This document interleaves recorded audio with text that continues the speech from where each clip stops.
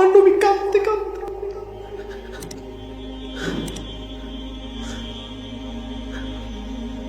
মাকে জড়ায় ধরলেন। মা, তুমি তো জানতো আমার কেউ নাই, জন্মের আগে আমার বাবা মারা গেছে, আমার দাদাও মারা গেছে, তুমি একমাত্র আমার দাদা তো পড়ে, তুমি তো আমার মা, তুমি তো আমার পৃথিবীর সবকিছু, আমার পৃথিবীতে কেউ নাই তুমি ছাড়া।